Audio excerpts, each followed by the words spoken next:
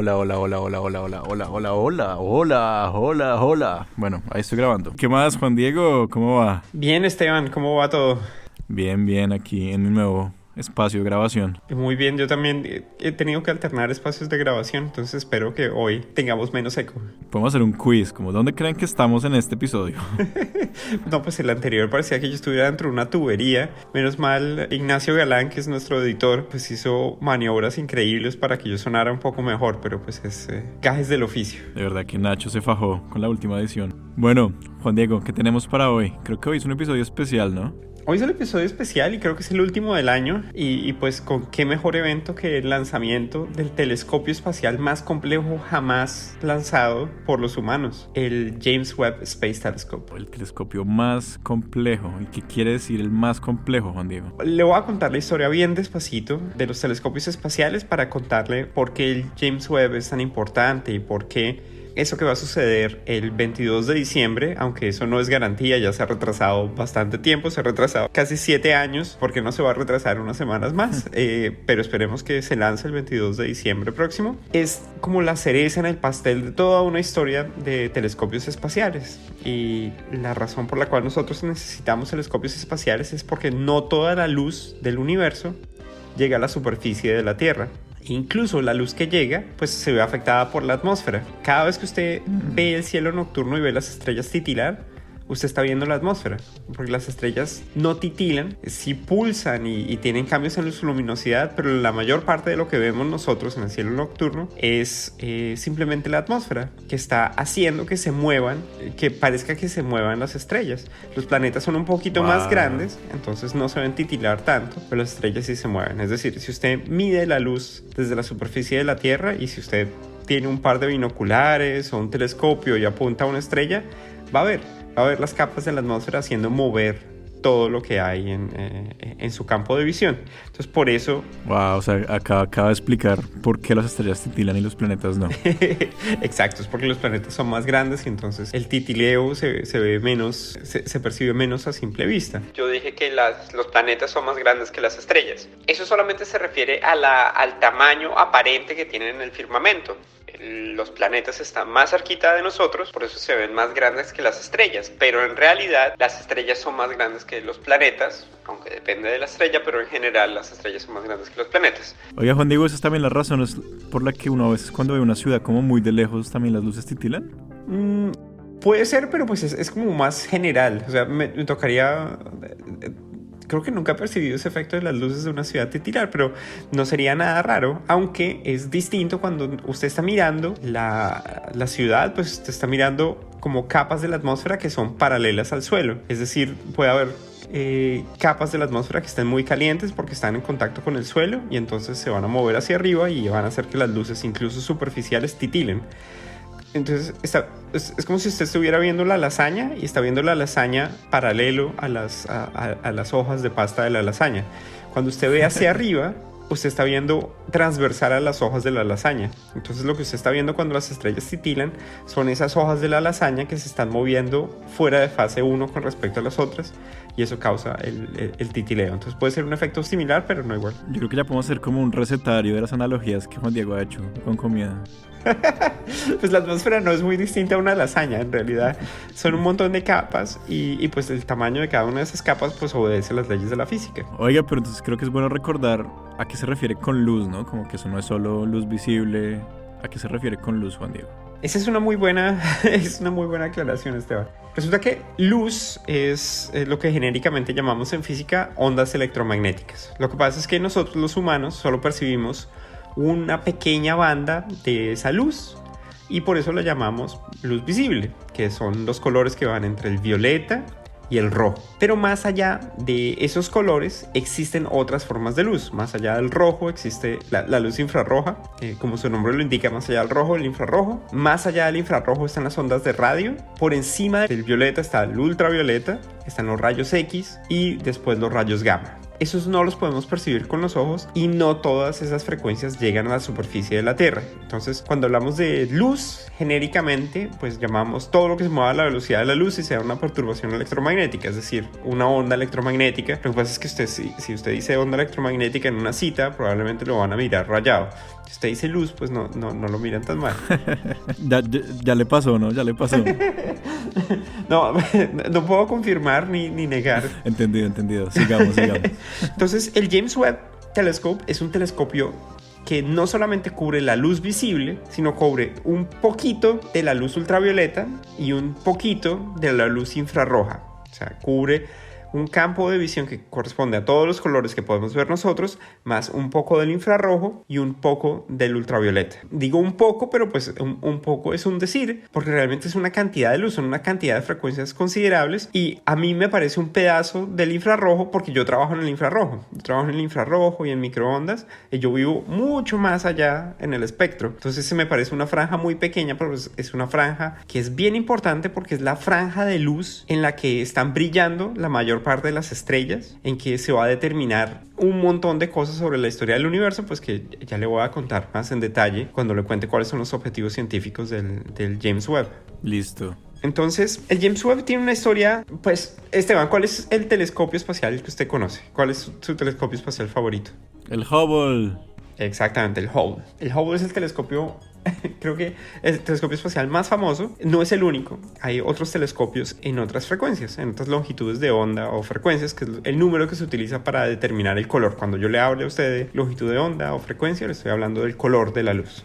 Hay unos de esos colores que no podemos percibir, por supuesto, y hay otros telescopios espaciales que los miden. Por ejemplo, ¿se acuerda cuando entrevistamos a Juan Rafael Martínez? Sí, que él trabaja con el Chandra, ¿no? De rayos X. Exactamente, que es un telescopio de rayos X. Yo trabajé en Planck, que es un telescopio de microondas y de infrarrojo. Y hay telescopios en ultravioleta, por ejemplo, Galex. Es un telescopio que fue a hacer observaciones exclusivamente en el ultravioleta. Hay otros telescopios que trabajan en el infrarrojo, como Herschel, con el que también trabajo yo. Hay telescopios de rayos gamma, como Fermi.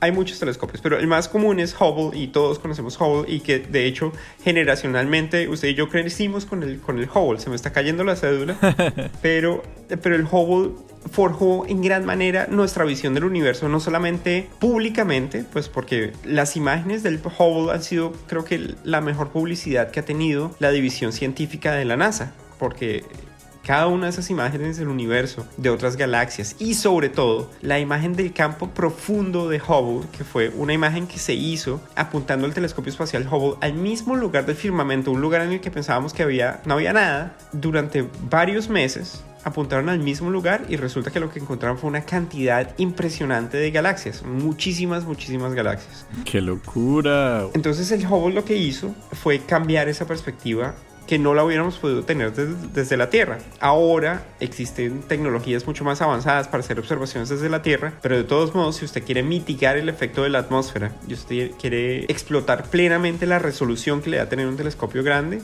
pues la única forma es el espacio.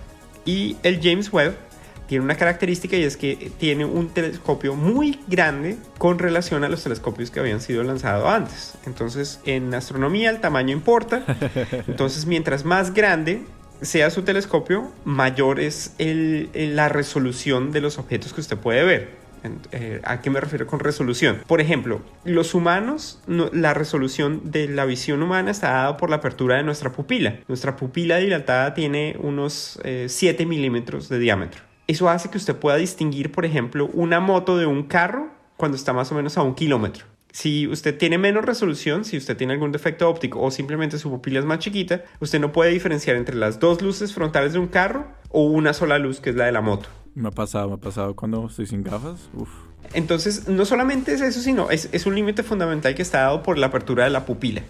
Entonces, incluso si no tuviera necesidad de gafas, hay un límite al tamaño de los objetos que los humanos podemos ver. Lo mismo pasa con los telescopios. Mientras más grande el telescopio, pues mayor es la resolución que se puede obtener. Resulta que el James Webb intenta revolucionar la astronomía con un telescopio muy grande en esas frecuencias, y sobre todo un telescopio muy grande para llevarlo al espacio, porque parte del problema de llevar telescopios al espacio es que existe un espacio limitado dentro del fuselaje de esos de los cohetes que se utiliza para el lanzamiento. Entonces, por ejemplo, Planck y Herschel, en los que yo trabajé, iban en el mismo compartimento de un cohete Ariane 5, que es uno de los cohetes más potentes que tiene la Agencia Espacial Europea. Pero el espacio dentro de ese cohete Ariane 5 hace que usted no pueda meter un telescopio pues infinitamente grande, y entonces el James Webb, que está diseñado para tener un telescopio de 6.5 metros de diámetro, que 6.5 metros es bastante grande, no alcanza a caber. Entonces se tiene que desplegar como si fuera una flor, como si fuera una margarita. Como un origami. Exactamente, va a desplegar como si fueran pétalos. Los segmentos, tiene 18 segmentos para formar ese espejo, el espejo primario del telescopio. Entonces, si le preguntan en un cóctel, hay dos tipos de telescopios. Hay telescopios que funcionan con lentes y telescopios que funcionan con espejos. El Hubble es uno que funciona con espejos. El James Webb también funciona con espejos. Lo que pasa es que el Hubble vivía como dentro de un tubo. Por eso cuando se ve películas como Gravity y eso, pues muestran el Hubble como si fuera un tubo. El James Webb parece un poquito más expuesto porque el espejo es tan grande que no se cubre por fuera completamente, sino tiene un escudo en la parte inferior y tiene un brazo que pone el espejo secundario enfrente. Entonces es un telescopio que funciona con espejos. Son 18 segmentos de berilio, porque berilio es un material bastante resistente, no se deforma mucho con la temperatura y tiene un recubrimiento de oro que hace que la superficie sea bastante homogénea. Cuando usted tiene un telescopio, la fineza de la superficie tiene que ser comparable a la longitud de onda que usted está midiendo. Y la longitud de onda que va a medir el James Webb, estamos hablando de medio micrómetro, es decir, como si fuera, en términos de un cabello humano, pues son como 100 veces menor al diámetro de un cabello humano. Ese es el que tiene que ser el límite de la fineza de ese espejo. Como súper liso, mejor dicho. Exactamente. Cuando yo trabajaba, por ejemplo, con los telescopios en globo, nosotros medíamos luz en longitudes de onda, de fracciones de micras. Entonces no necesitábamos un espejo tan sensible. Nosotros medíamos 500, 250, 350 micrones. Si usted se puede imaginar un milímetro, pues 500 micrones es la mitad de un milímetro. Esa no es tan difícil. Pero imagínese la milésima parte de un milímetro. Esa es la fineza de esa superficie de oro que tienen. No se va a imaginar que aquí estamos explotando las reservas de oro de la Tierra para hacer el telescopio James Webb. No, todo el oro que se utiliza en la cobertura de los segmentos de berilio es el equivalente a una pelota de golf hecha de oro, que está distribuida en esa área de 6.5 metros de diámetro. Ah, ok. Bueno, no es tanto, ¿no? ¿Cuánto cuesta una bola de golf de oro? Ay, creo que me corchó, Esteban. Creo que en los indicadores económicos no estoy muy bien, pero creo que no se justifica robarse el James Webb. Por el oro, por lo menos. Por el contenido de oro que está. Para los curiosos, una bola de golf de oro pesaría unos 780 gramos, es decir, costaría unos $44,000. Pues que no es nada, es platica, pero pues no son los 10 miles de millones de dólares que costó el JWST. Oiga, pero Juan Diego, entonces, cuando dice que son 18 segmentos, hay que imaginarse cómo... Ayúdanos a imaginar eso un poco mejor, como cómo se vería. Imagínese un panal. Los segmentos son hexagonales, entonces usted va a formar en últimas hexágonos concéntricos. Entonces tiene un hueco en la mitad, que es el hueco a través del cual ven los instrumentos, porque ahí es donde usted pone toda la óptica y todos los sistemas de lectura. Y alrededor pues tiene un hexágono hecho con esos hexágonos de berilio, y alrededor otro hexágono. Entonces imagínese como si fuera un panal que forma algo similar a un círculo, a un disco, okay. Pero pues está hecho de pequeños hexágonos. O sea, los hexágonos cubiertos de oro están como pegados uno con otro, formando como una especie de espejo, rompecabezas. Exactamente, es como si fuera un rompecabezas hecho de hexágonos. Si usted es aficionado a los juegos de mesa, como el tablero de Settlers of Catan. Sí, Catán, total. Que tiene, pues, cada pedacito es un hexágono. Bueno, así más o menos es el espejo del James Webb. Está buena esa analogía, me gustó. El James Webb tiene una historia turbulenta, Esteban. Se ha demorado 25 años en completarse. Mi edad casi. Imagínese.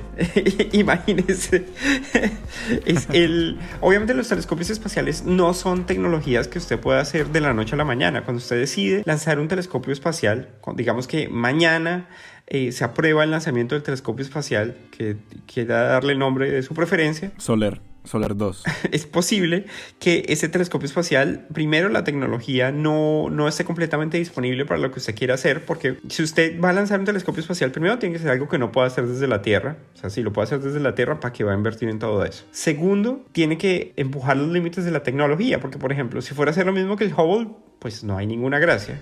Y tercero, pues tiene que cumplir los objetivos científicos. Entonces, ¿cuáles son los objetivos científicos que en últimas son los que empujan todos estos esfuerzos tecnológicos y científicos también? Porque muchos de los desarrollos que se necesitan hacer son de ciencia de materiales, de criogenia, que posiblemente no funcionan en este momento, pero pues son tecnología hacia el futuro. El James Webb funciona con tecnología de hace 20 años, pues simplemente porque esa fue la época en la que se diseñó y se construyó, con todas las correcciones que se pudieron hacer pues a lo largo de su historia. ¿Y para qué un objeto tan complicado? ¿Para qué un objeto tan impresionante? Bueno, resulta que ahí entran los 4 objetivos científicos del telescopio James Webb. Y el primero, que es uno de mis favoritos, el James Webb está diseñado para ver los primeros objetos luminosos en luz visible en el universo, para ver las primeras galaxias o las primeras estrellas que posiblemente se formaron cuando el universo era neutro, solamente era gas y materia oscura y nada estaba brillando en luz visible o ultravioleta. Wow, o sea, estaremos viendo como la primera luz del universo. Es difícil porque obviamente yo estoy sesgado, yo trabajo en radio y en infrarrojo, y en infrarrojo o en radio en particular, usted ve, por ejemplo, el hidrógeno neutro, usted ve el hidrógeno que proviene de esas épocas oscuras del universo, okay. Pero en la luz visible vamos a tener acceso a esas primeras galaxias. Imagínese, es como si usted estuviera en un lugar nublado en la noche y usted no tiene ninguna luz y usted comienza a encender los focos del universo, como si encendiera una linterna y comienza a iluminar el universo. Así más o menos es como pensamos que estaba el universo. Después de crearse el universo y crearse los átomos, el universo se desacopló la materia de la luz. La luz siguió viajando por ahí en forma de la radiación de fondo de microondas, que antes no era de microondas, sino era de frecuencias más altas. Era infrarrojo primero y posiblemente visible, y antes era pues mucho más caliente. Cuando se desacopló la materia y la luz, la materia se quedó ahí en forma de gas y materia oscura, y no fue hasta que se formaron las primeras estrellas cuando comenzaron a iluminarse esos focos en el universo. Eso es lo que está buscando el telescopio espacial James Webb, esa luz de las primeras estrellas o las primeras galaxias en el universo. ¿Y qué del James Webb permitiría ver eso? Porque él sí lo podría ver, mejor dicho. Bueno, resulta que es una combinación de varias cosas. Primero estamos hablando de una señal extremadamente tenue, y el James Webb en eso, primero tiene detectores mucho más sensibles que el Hubble, tiene muchos más detectores. Eso significa como cuando se va a comprar una cámara y le cuentan cuántos megapíxeles tiene. Ok, sí. Pues aquí en este caso tiene muchos más píxeles en infrarrojo y en luz visible. Segundo, los instrumentos están diseñados casi que para seleccionar las frecuencias en las que es posible ver la luz que proviene de esas primeras estrellas. Y la apertura del telescopio, el simple hecho que usted tiene área para recolectar la luz tan grande, pues ya le da a usted una ventaja tremenda a la hora de recolectar esa luz. El telescopio espacial James Webb es tan sensible que usted podría distinguir la luz emitida por una abeja en la luna. Wow. Esa es la sensitividad que tiene. Si existiera una abeja en la luna, simplemente la radiación térmica que está emitida, la radiación que todos emitimos simplemente por el hecho de tener una temperatura, usted la podría ver en la luna. Ese es el grado de sensibilidad, de sensitividad, que es la palabra correcta. ¿Sensitividad? Sí, del telescopio espacial James Webb. Ese es la sensitividad, es como el límite de la señal que usted puede distinguir del ruido. Y la verdad es que es para eso que vamos a usar el James Webb, para ver moscas en la luna. Nos pillaron.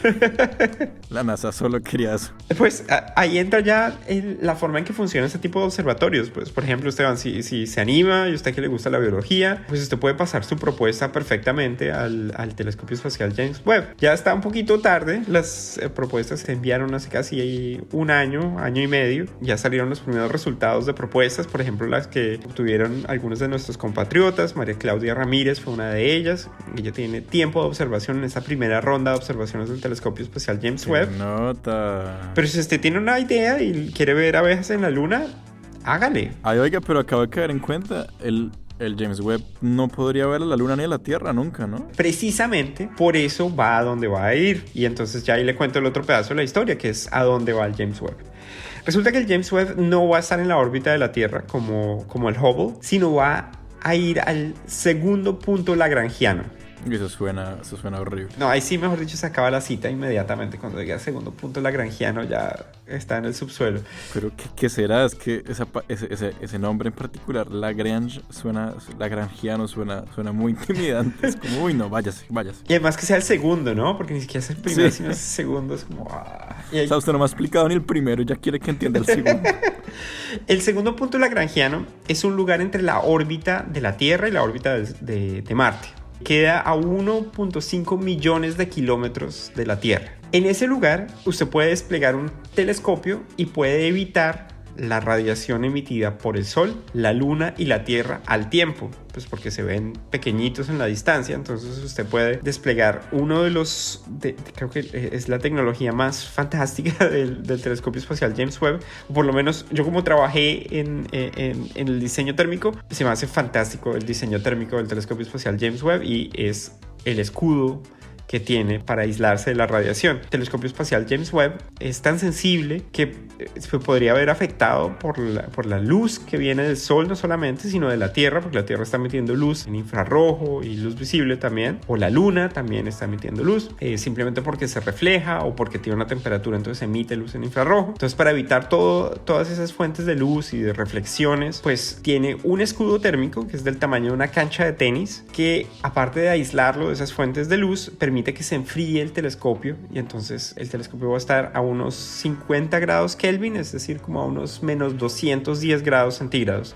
que es lo más frío que usted le permite estar el espacio sin enfriamiento activo, sin que haya, por ejemplo, helio líquido o algún otro refrigerante. Simplemente con enfriamiento pasivo es la mínima temperatura que usted puede llegar. Entonces esto es una serie de 7 escudos de un material que se llama Mylar, que es un plástico aluminizado. Eso lo hace sonar como ramplón, pero realmente es de eso que están cubiertos los satélites y muchos telescopios. Son 7 capas y se despliegan una sobre la otra, y cada una de ellas pues aísla un poco más la radiación, de tal manera que en últimas usted va a tener un sistema aislado en donde está el telescopio. Y para desplegarse, imagínese, si el telescopio necesitaba desplegarse y tiene solamente 6.5 metros de diámetro, pues el escudo térmico usted tiene que desplegar aún más, y es impresionante. Si tienen la oportunidad de verlo, y ustedes lo pueden dejar en el link de Shots de Ciencia, cómo se despliega el escudo térmico del telescopio James Webb. Es absolutamente fascinante.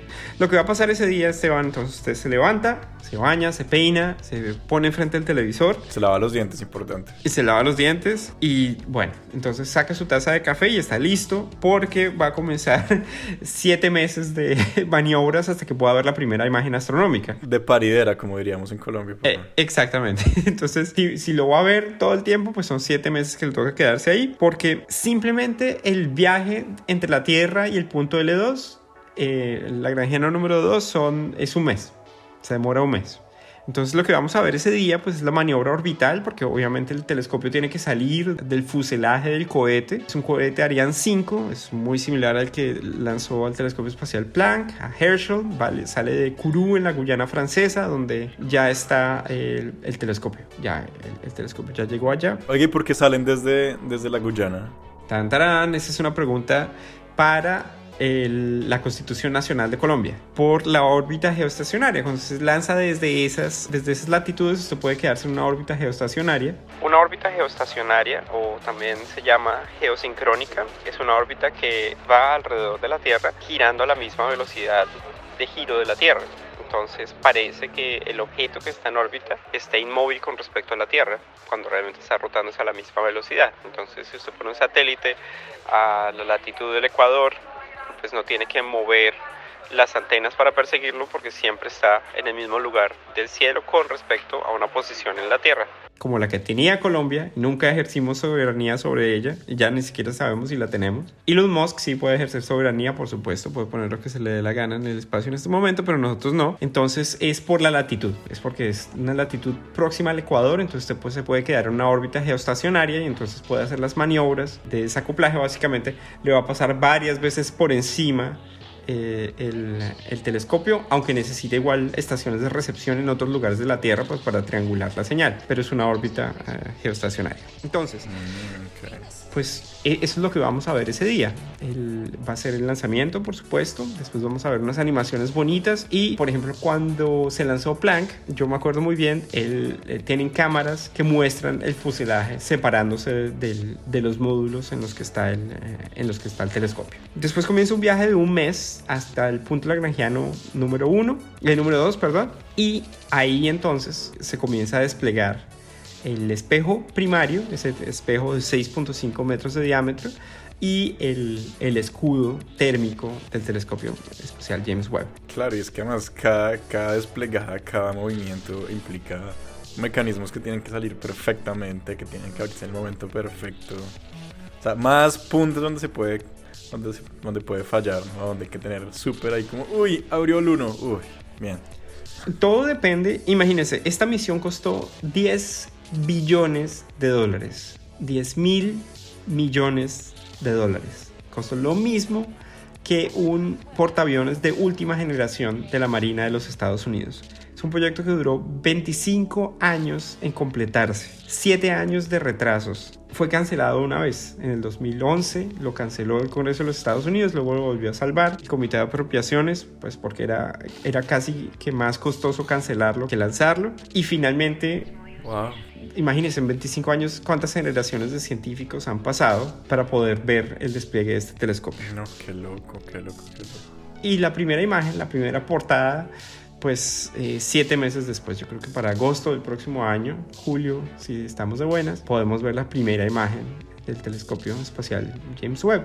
Y es posible que obviamente podría superar al telescopio espacial Hubble rapidísimo, pues porque tiene mucha más área colectora de luz. El telescopio es mucho más grande, podría apuntar hacia los mismos lugares donde ha apuntado Hubble, pero lo más probable es que apunte a algo que no hayamos visto antes y probablemente que no entendamos.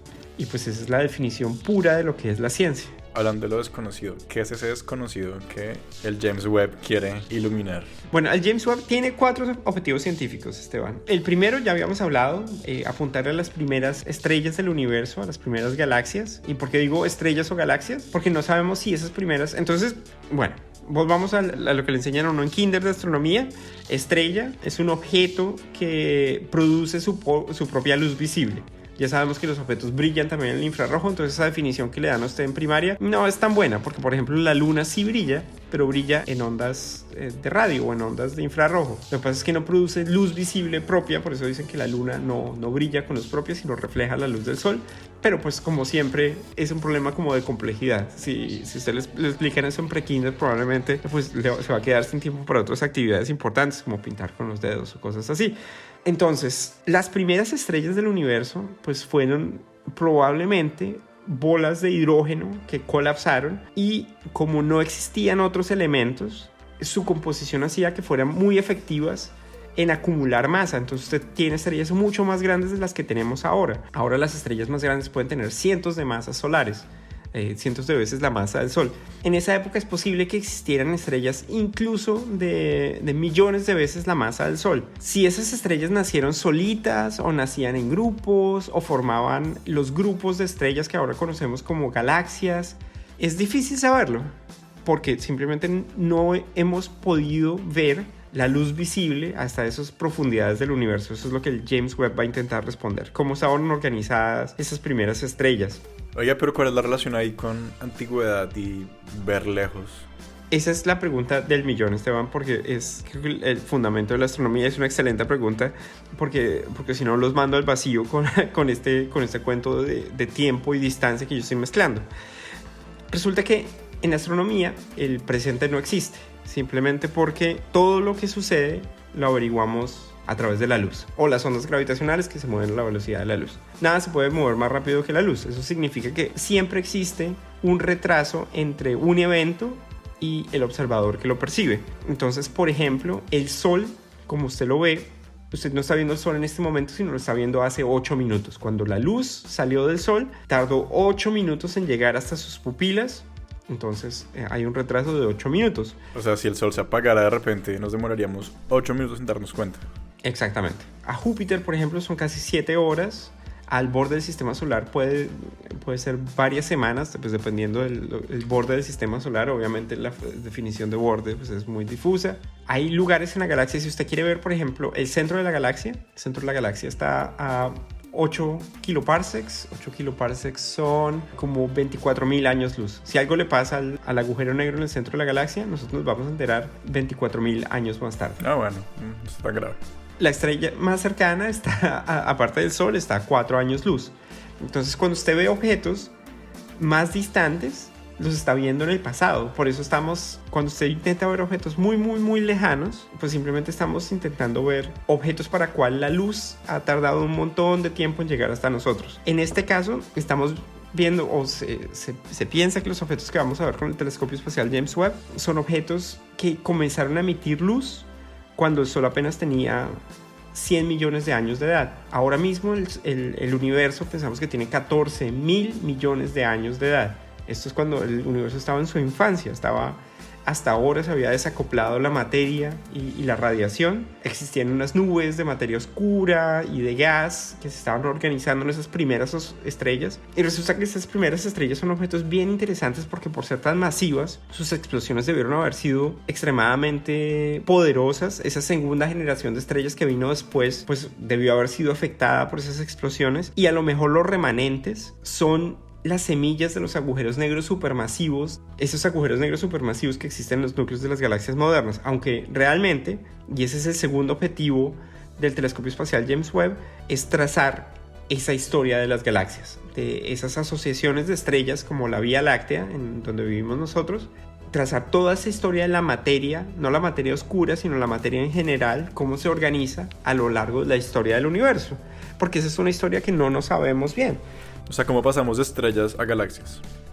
¿Cómo pasamos de estrellas a galaxias? ¿Cómo se organizaron las nuevas generaciones de estrellas? Por ejemplo, nosotros estamos probablemente en una 10ª o 9ª generación de estrellas desde las primeras estrellas, y el cuento en la mitad está sin contar. Porque, por ejemplo, cuando los cosmólogos hacen esa historia de la cosmología, cuando estudia el universo como un todo, usted tiene una ventaja, y es que la materia oscura no interactúa con el electromagnetismo. Entonces, en último, usted solamente tiene gravedad y ya.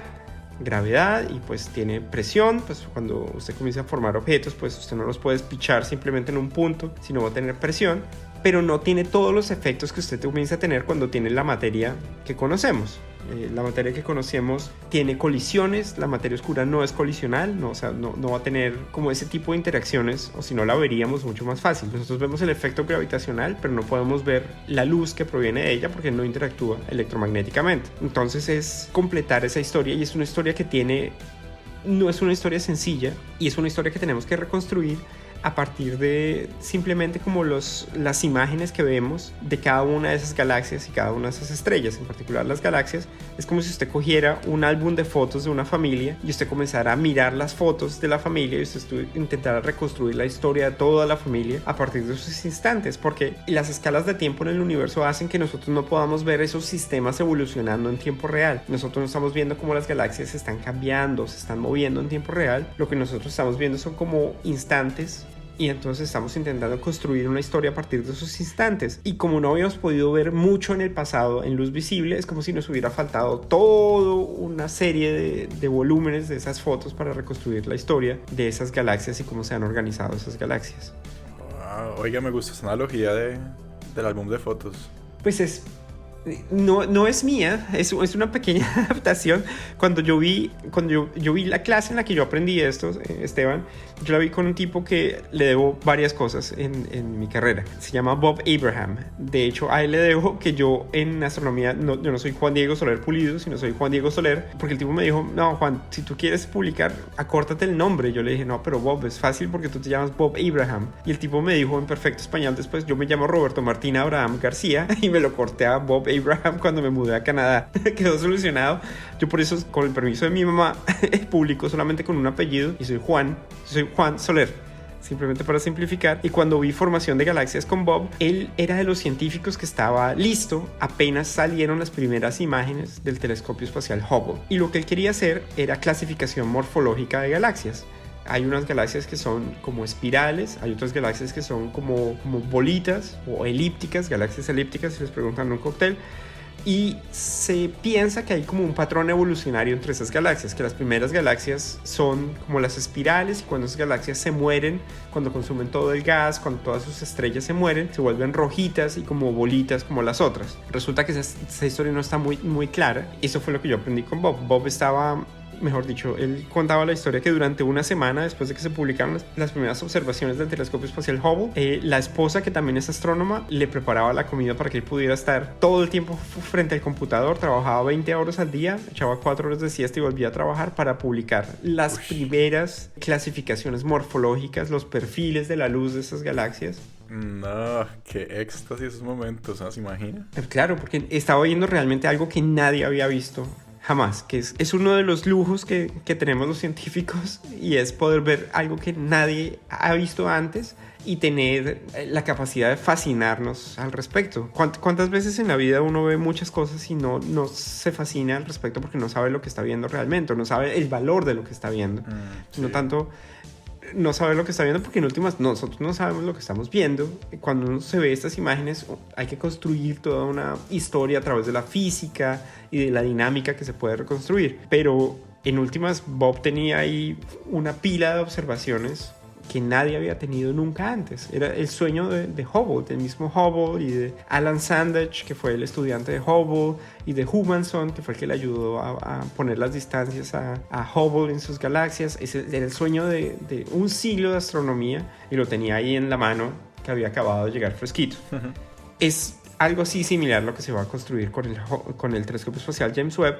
No inmediatamente, no va a ser una respuesta inmediata, porque por supuesto es como la analogía de nuevo de la familia, de las fotos de la familia. Entonces la analogía que usaba Bob no era de las fotos de un álbum de la familia, sino era un bosque. Bob decía que ver las imágenes de las galaxias, y esas galaxias en distintas edades del universo, era como ir a un bosque. Cuando usted va a un bosque, usted ve árboles antiguos, ve árboles más jóvenes, ve hongos que están naciendo de los árboles que ya se murieron. También ve árboles que están saliendo del suelo que ha sido reprocesado por esos hongos. Entonces, en últimas, construir una historia de un bosque es ver la evidencia en cada uno de esos objetos. Entonces, nosotros estamos buscando la evidencia en cada una de esas galaxias para construir la historia como de la evolución de la materia después que se desacopló de la radiación, que es como el último pedazo de la evolución del universo, que fue la que nos produjo a nosotros, porque obviamente después del Big Bang, pues el universo era infinitamente caliente, no hubiéramos podido existir porque simplemente no podían existir moléculas,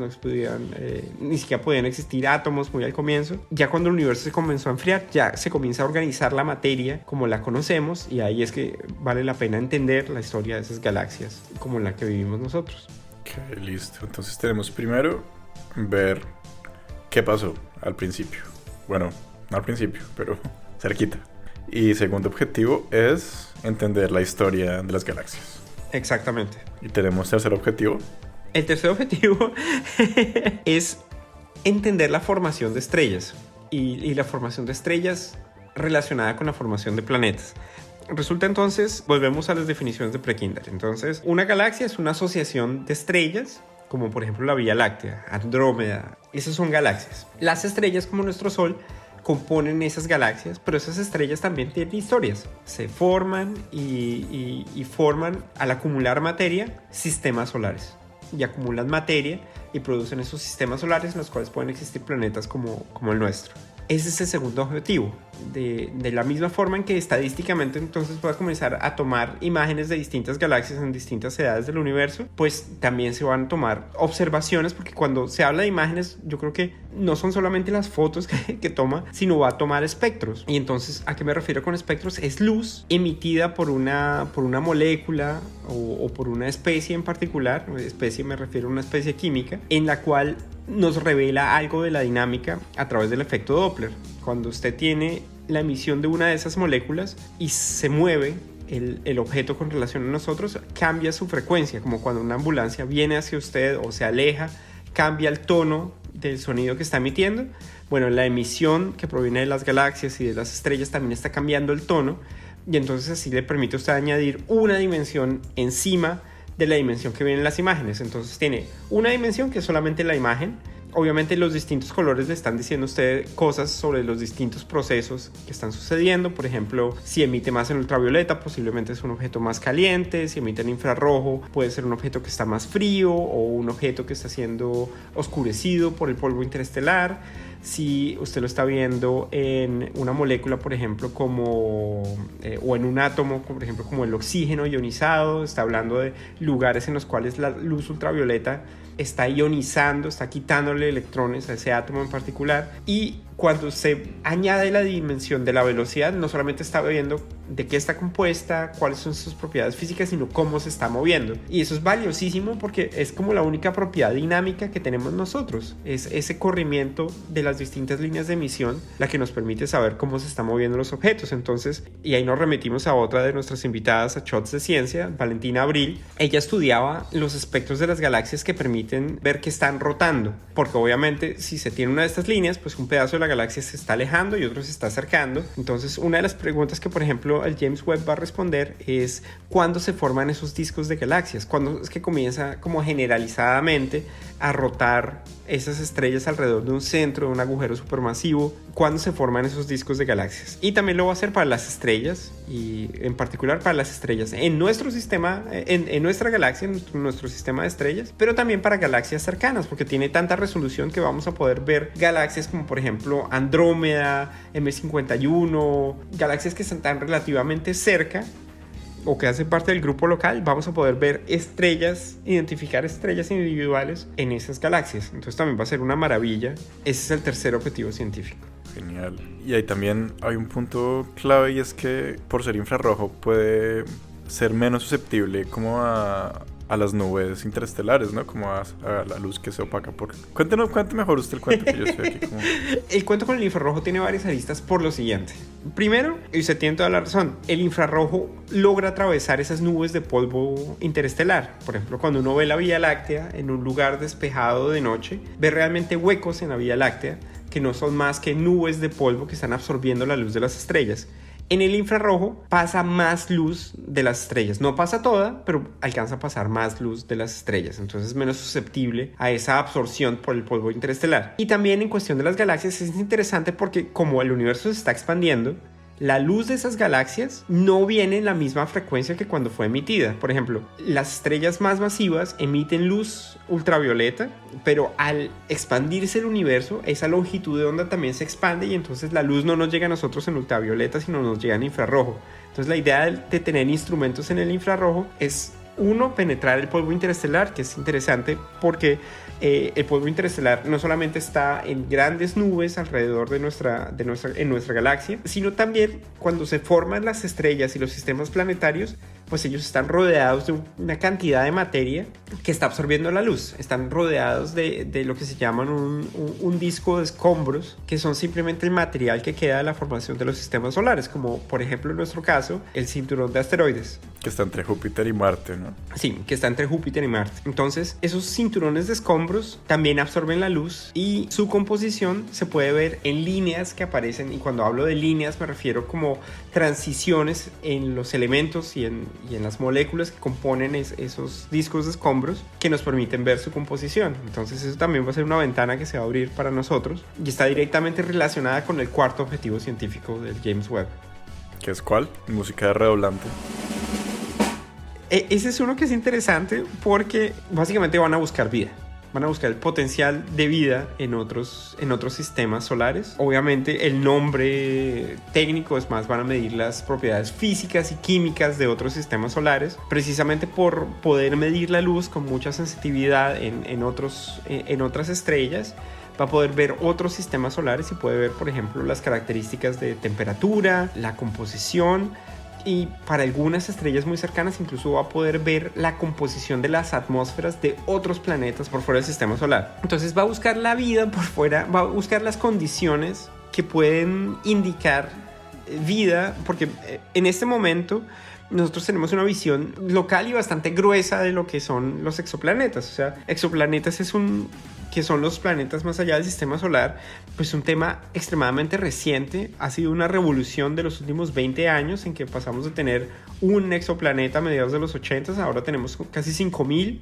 Wow. Y sabemos que casi estadísticamente cada estrella tiene un planeta a su alrededor, por lo menos. Entonces estamos pasando de esa visión de ver los planetas apenas con tránsitos a buscar la forma de explotar la composición de esos planetas, ver los espectros y ver si sabemos algo de la composición. Y en eso, pues uno de mis colegas, Néstor Espinosa, chileno, en el Instituto del Telescopio Espacial, porque el Telescopio Espacial tiene un instituto dedicado pues al procesamiento de estos datos y el análisis. Eso es lo que hace él, intentar aprender más sobre la composición de los exoplanetas a través de la luz que se atenúa cada vez que pasan por enfrente de su estrella, de la estrella de su sistema solar.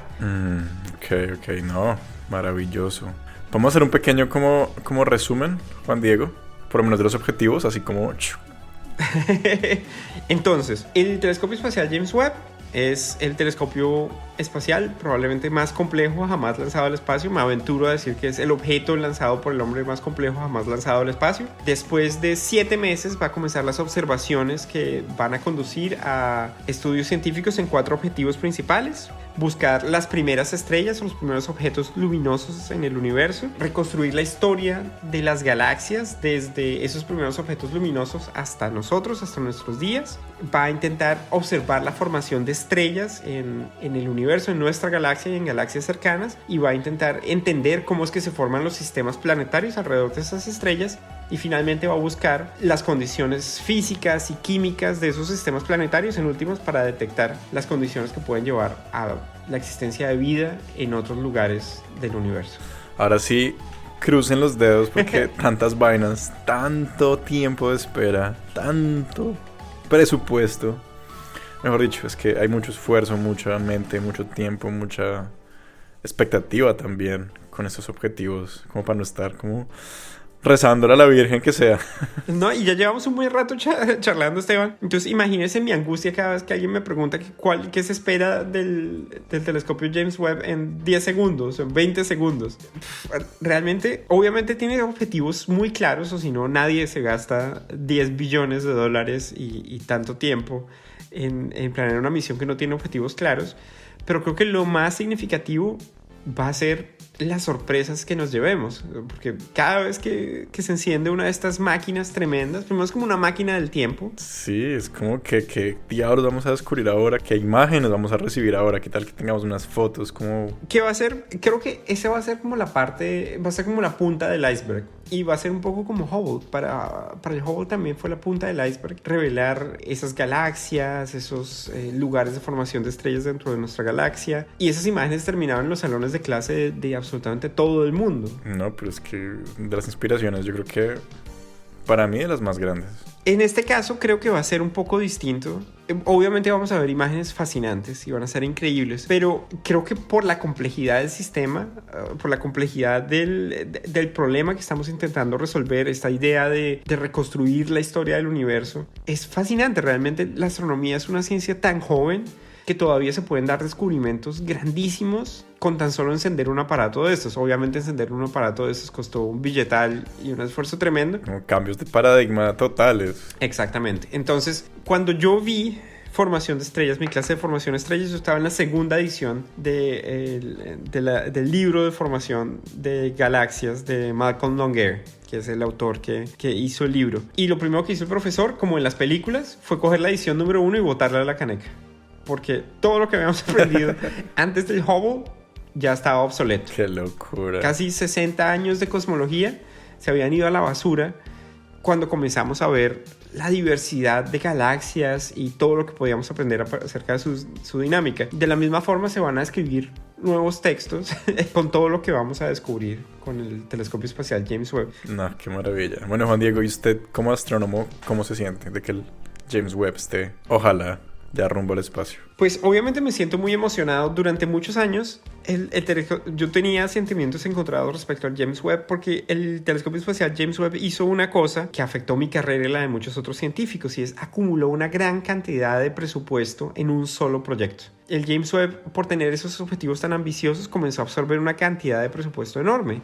Pues 10 billones de dólares es una cantidad enorme, considerando, por ejemplo, que las misiones espaciales cuestan usualmente cientos de millones de euros, y una misión en globo pues a nosotros nos cuesta 10 millones de euros. Hablar de misiones que cuestan tanto significa que, por ser una cobija estrecha, el presupuesto de ciencia nunca ha sido una prioridad, y obviamente se prefiere otro portaaviones de última generación a tener un telescopio espacial James Webb. Eso significa que, por ser una cobija corta, pues se tuvo que descubrir en otros lugares la investigación en astronomía. O sea, lo dejaron con frío. Básicamente dejaron con frío a la astronomía en infrarrojo. En este momento no tenemos un telescopio espacial que pueda suplir las observaciones que hizo Planck o Herschel o que hizo Spitzer en ondas de infrarrojo. No tenemos un telescopio dedicado a las observaciones en el infrarrojo, y no lo vamos a tener probablemente en los siguientes 20 años. El telescopio espacial James Webb no solamente es una maravilla, sino también, siendo pues parte de este ecosistema, pues jaló el presupuesto hacia lugares que a lo mejor hubiera sido mejor haber balanceado. Y es claro que con esos objetivos tan ambiciosos pues va a ser significativo su avance, pero eso no significa que no necesitemos otras observaciones para completar esa historia tan tremenda. Va a dar carátulas, va a dar nuevos textos, va a dar imágenes legendarias, pero pues también descuidó esa otra porción de la astronomía en la que yo trabajo. Entonces eso ha sido como parte del problema del James Webb. Pero por supuesto, pues muy feliz por mis colegas, muy feliz por lo que va a venir para la astronomía. En particular, el tema de formación de estrellas es parte de mi competencia. Entender el polvo interestelar en esos espectros que va a ser de las regiones de formación de estrellas, vamos a ver parte de la composición del polvo interestelar, que siempre ha sido algo muy importante para lo que yo hago. El polvo interestelar es un material que no se ha podido reproducir en los laboratorios. Nosotros no tenemos las condiciones de alto vacío o de ionización o de rayos cósmicos que producen el polvo interestelar en los laboratorios. Nosotros producimos algo que se parece a partir de átomos de carbono, y por ejemplo el grafeno puede ser parecido a lo que es el polvo interestelar, pero las condiciones en el laboratorio son realmente limitadas. Entonces cada cosa que podamos aprender sobre ese polvo interestelar, que parece ser, cuando yo le digo este polvo interestelar y absorbe la luz, es como una sobresimplificación de uno de los problemas más grandes que existe para la astronomía, y es cómo corregir la absorción del polvo interestelar. Es como si viviéramos nosotros en una nube de niebla todo el tiempo y hasta ahora estuviéramos aprendiendo las características de esa niebla. Ese es el polvo interestelar. No hay ningún problema en la astronomía moderna que no tenga que ver con el polvo interestelar. Ninguno, me atrevo a decirlo. Tal vez las ondas gravitacionales son las únicas que no tienen ese problema porque no son absorbidas, pero desde la radiación de fondo de microondas hasta la formación de planetas, todas tienen que ver con el polvo interestelar, y es algo que está incomprendido. Si usted quiere ir a una charla de astronomía y quedar como un príncipe, levante la mano al final y pregunte cuál es el efecto del polvo interestelar. Si quiere quedar aún mejor, pregunte cuál es el efecto del campo magnético. Y entonces ya se convierte en Juan Diego Soler, que es el que trabaja en estas dos cosas. Pero bueno, ese es otro asunto. Y obviamente eso es lo que yo espero con el James Webb. Va a ser muy emocionante. Esto va a ser una fiesta. Van a ir muchos de mis colegas a ver el lanzamiento. ¿A Guyana? A Guyana, sí. Los que trabajan en el instrumento y los directores obviamente van a estar allí. Pero más que nervios, ¿no? Como todo el proceso de desempaque. No sé, a mí se me da muchos nervios. Pues se les cayó. Hace unos días se les cayó.